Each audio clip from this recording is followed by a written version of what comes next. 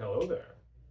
Today I figured I'd do something a bit off the cuff and unscripted before getting into a new format of tutorial-esque kind of videos, and thought it would be a good call to go over some of the armies, do an army overview of some of the armies I've painted up over the last few years. The next few videos planned are all Leagues of Votann themed. I got a couple of them in the pipes, so I figured why not show off the current 40k army that I've worked on for the Leagues of Votann. So this is meant to be a bit more unstructured and kind of off the cuff, so I apologize in advance for the amount of ums and ahs throughout. But with that all said, why not just get into the army?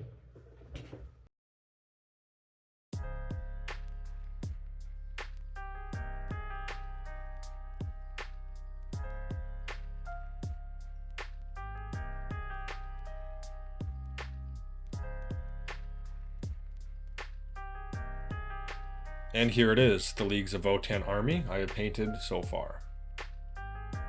This is my take on the Irani Searcher Regulates. I think I'm saying that correctly. I chosen this league based on like the Warhammer community articles that previewed the league. I really enjoyed the promo images of the few they showed off of the color scheme, and I wanted to kind of take that earth tone, the browns and the greens, and really bring it out in a full force here.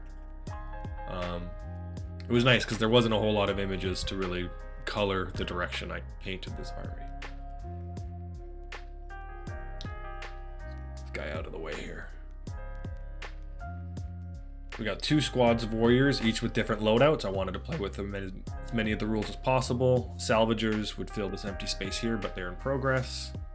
We got the command squads, Einhyr Champion, the Einhyr Hearthguard, Sagittar, Thunderkyn, Hekaton, Pioneers, and the Iron Master all make up the rear lines there.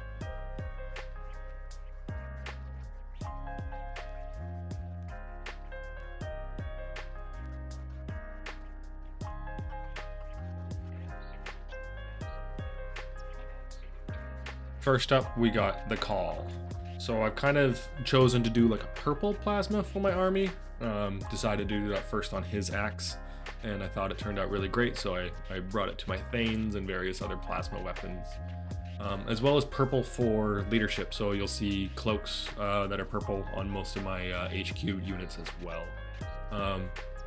Again, the whole goal with this army was to get a good quality paint job that was also easy to do. No edge highlighting, for example, really reliant on washes, shades, and dry brushing. And I think it turned out quite well, especially on the cape. I'm quite pleased with the cape here.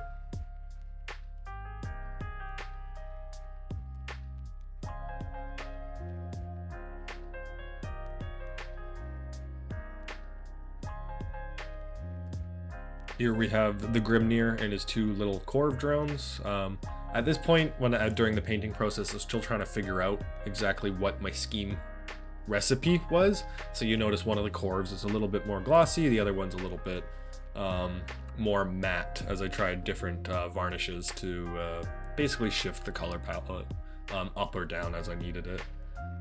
Again, super pleased with the cloak on this guy, purple because he's HQ. I do kind of want to re-varnish him with an ultra matte that I use now because there's some glossiness in the beard I don't like. But overall, this is one of the best sculpts I think GW makes, and I love this mini.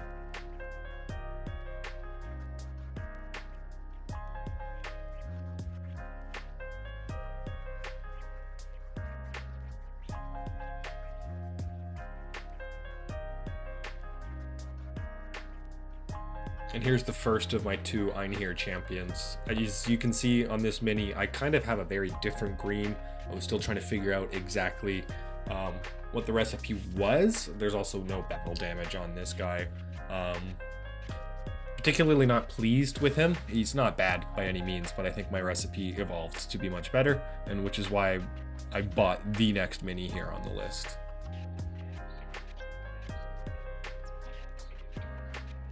And that's the Ancestor's Wrath, the special version of the Einhyr Champion, which matches the color scheme that is now kind of spread throughout my entire army. That Strachan and Death Guard green combo with Mournfang brown battle damage sponged throughout. and the ultra matte varnish to bring everything back into line, into that. There's lots of washes involved, so it gets quite glossy. So without the ultra matte, it would just be a glossy mess. It's really, it's kind of like the secret sauce of this army's paint scheme here. I'm very pleased with how this turned out, and I really love this sculpt. I'm excited to see more sculpts come out for the Leagues of Votann over the next few years here.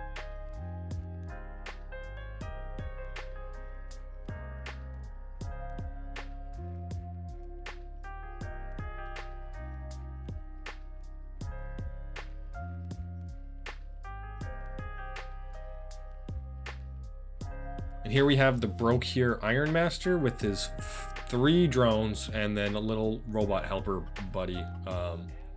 This was a fun command unit to paint up. I don't have a whole lot of units across my armies that are HQ units that also have like 5 things to paint. Normally those are squads of Space Marines or whatever, right? So it was quite a bit of fun to give each drone kind of its own little personality here. And again, purple denotes the leadership role of this character, and this cloak is a little bit simple. I still appreciate how it turns out. I really like the detail with the belts and the buckles and all that stuff. It was a ton of fun to paint.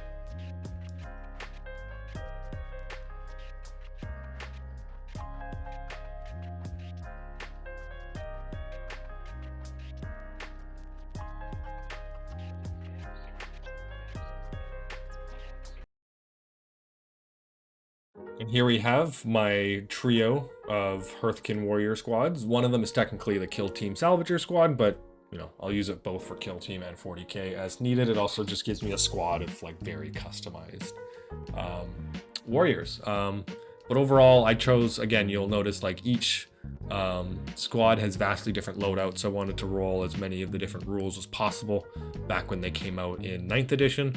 And that the squads definitely reflect that. They're not optimal.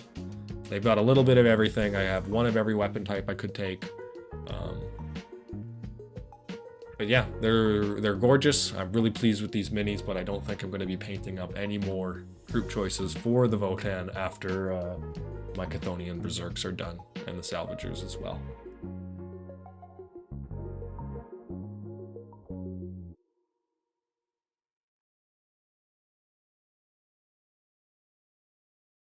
Here we got the Einhyr Hearthguard, or, you know, Terminators, but with dwarves instead. These guys could definitely give me less, I guess, Space Marine Terminator vibes and more Terran Marine vibes, if you see that as well. But no, again, these are painted very similar to everything else. A heavy focus on purple plasma. It was really fun doing the various glowing effects. Sorry, not the glowing effects, the plasma effects. Sorry, spread throughout this trio, or sorry, this quintet, the 5 of them here. Spent quite a bit of time drilling out the barrels of those rocket launchers and plasma grenades, and once I was done with them, I vowed never to do it again. I'll just leave the flat barrels, I'll deal with it.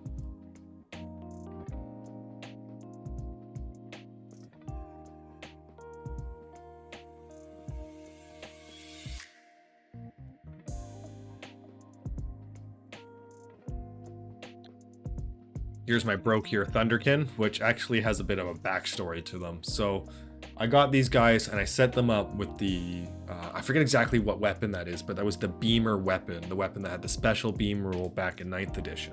Only to find out that by the time I actually painted them and got done, the rule was being removed from 10th. So I built these guys up for that rule. I wanted to play with the beam rule, and GW just goes in and removes that rule from them. Doesn't make them unplayable. I still think they look great on their little stilt war machines, but definitely was one of those you know, annoying moments.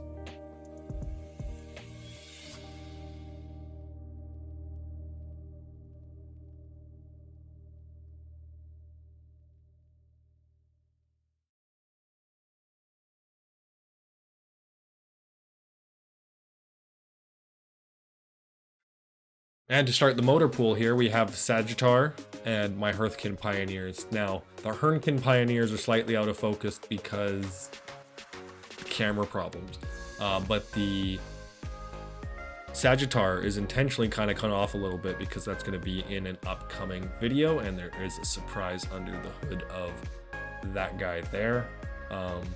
I quite enjoyed playing around with painting both of these, especially the Pioneers. Pioneers were the first time trying a little bit of OSL. As you can tell, they all have a little bit of different OSL, as I tried different methodologies of getting that kind of glow on the headlight and the blue effect on the ground from their anti-grav rotor things.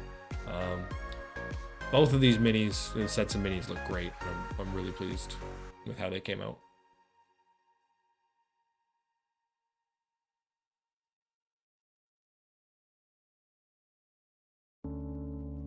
And finally, my Hekaton Land Fortress. This is the big mini of the range. Considering how small the average troop is and the size of this thing compared to even like, you know, some of my Space Marine tanks, this thing is huge.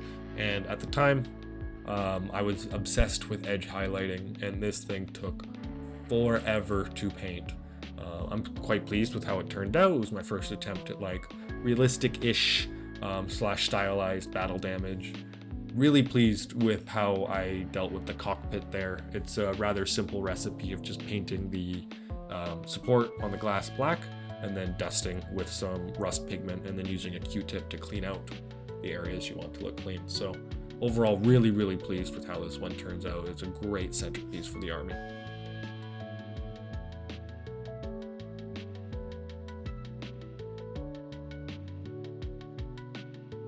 And that's it, my current leagues of Votann force. I love this new range of minis from GW here, and I can't wait to see what comes in the second release wave for these guys over the course of 10th edition. I've got videos on the Ancestor's Wrath, the Jumpkin from the Salvagers kit, Sagittar, and Anniversary Call all coming up, before I plan on doing another spaceship of some sort. Not the Rocinante, I'm thinking the Frontier from Starfield there. The next army overview might take a bit. I think I want to do one on my Space Wolves, leading up to the big Ultramarine project where I paint 2,000 points of Ultramarines. But you know, let me know in the comments below if you'd like one sooner than that. I've got Necrons, I've got Nids, I've got Tau, that all can use an army overview before then. But with that all said, thanks for tuning in, and I'll see y'all next time.